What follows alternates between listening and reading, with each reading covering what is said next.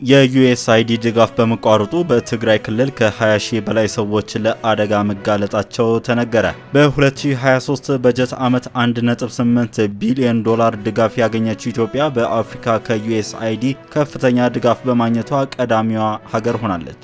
ይህ ዴሊ ኒውስ ነው። ከላይ በጠቀስናቸው ዜናዎች የዕለቱን መረጃ ጀምረናል። ቻናላችንን ሰብስክራይብ፣ ላይክ፣ ሼር በማድረግ ቤተሰብ እንድትሆኑ በአክብሮት እየጋበዝኩ ከዜናዎቹ ጋር አብራችሁን ቆዩ።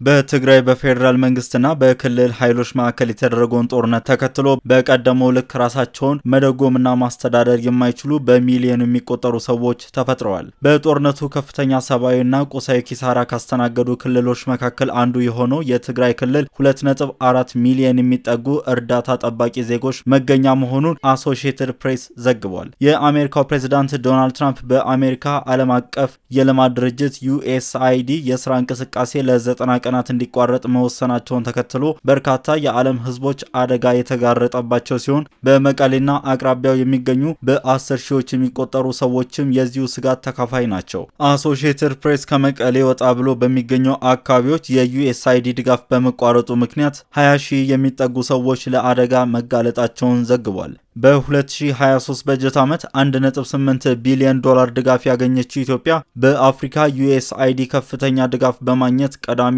ስትሆን በዓለም አቀፍ ደረጃ ደግሞ ከዩክሬን ቀጥላ ሁለተኛዋ ናት። ገንዘቡ ከነፍስ አድን ምግብ በተጨማሪ ለኤችአይቪ መድኃኒት፣ ለክትባት፣ ለትምህርት ፕሮግራሞች፣ ለስራ ዕድል ፈጠራ እንዲሁም ኢትዮጵያ ለምታስተናግዳቸው ለ1 ሚሊዮን ስደተኞች አገልግሎት የሚውል ነው። በኢትዮጵያ ያሉ የረድኤት ኤጀንሲዎች የአሜሪካን እህል ማከፋፈላቸውን እንዲቀጥሉ ዩኤስአይዲ ፈቃድ ማግኘት ይጠበቅባቸዋል። ነገር ግን ትራምፕ ወደ 2000 የሚጠጉ ሰራተኞች ከስራቸው ማሰናበታቸውን ተከትሎ ይህንን ፍቃድ የሚያስፈጽም አካል አልተገኘም። በዚህ ምክንያት ከአሜሪካ በምታቀርበው እህል ከ1 ሚሊዮን በላይ ሰዎች ድጋፍ የሚያደርጉት በትግራይ የሚገኙ የእርዳታ ድርጅቶች ጥምረት ስርጭቱን ለማቆም ተገዷል። ጥምረቱ ከዚህ ቀደም በመጋዘኖች ውስጥ የሚገኙ የምግብ ክምችቶችን ለማከፋፈል ደግሞ ለነዳጅ፣ ለጭነት መኪናና ለአሽከርካሪዎች የሚከፈለው ገንዘብ እንደሌለው አሶሺየትድ ፕሬስ በዘገባው ጠቅሷል። ከዚህ ውስጥ 300 ሺህ ሰዎችን ለአንድ ወር መመገብ የሚችል 5000 ሜትሪክ ቶን በአንድ መጋዘን ውስጥ የሚገኝ ሲሆን እህሉ ለተረጂዎች ሳይደርስ ሊበላሽ እንደሚችል ዘገባው የአካባቢውን የእርዳታ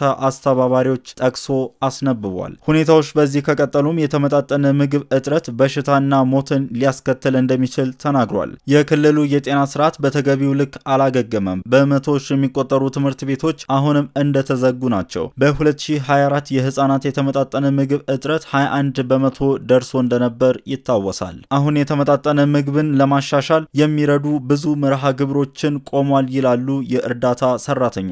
አክለው መድኃኒቶችና ክትባቶች ለማዳረስ የሚደረጉ ፕሮጀክቶች መቆማቸውንና በደርዘን የሚቆጠሩ የተፈናቀሉ ሰዎች ካምፖች የውሃ ምንጮች መቋረጣቸው ተናግረዋል። በዚህም የተነሳ የዩኤስአይዲ ክፍተት ሊሞላ ባይችል እንኳን መሰረታዊ የምግብና የመድኃኒት ስርጭቶች ሊያግዝ የሚችል ድጋፍ በቅርቡ ካልተደረገ ከፍተኛ ጉዳት ሊመዘገብ እንደሚችል ተጠቁሟል።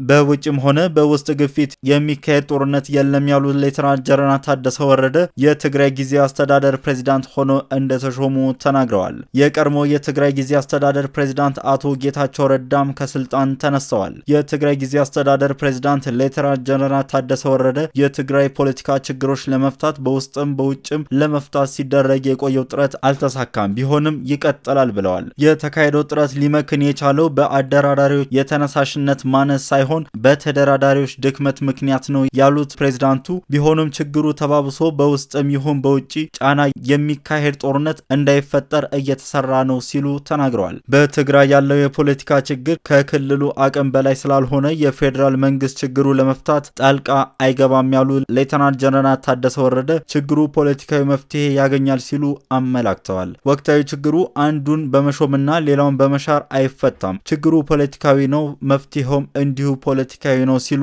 አክለዋል። በወጣቱ የለውጥና የተጠቃሚነት ፍላጎት አለ። ቢሆንም የለውጥና የተጠቃሚነት ፍላጎቱ በስርዓት እንጂ በዘፈቀደ መሆን የለበትም። ስለሆነም ወጣቱ የጸጥታና የሰላም ባለቤት መሆን አለበት ብለዋል። በህወሓት ከፍተኛ አመራሮች መካከል በተፈጠረው ልዩነት ምክንያት አሳዳጅና ተሳዳጅ የሚል ትርክት እንዳይፈጠር ስጋት አለ ያሉት ጀነራሉ ይህንን የተሳሳተ አስተሳሰብ ከወዲሁ ማረም በጊዜው ተረጋግተው ስራቸው መስራት እንደሚገባ አሳስበዋል።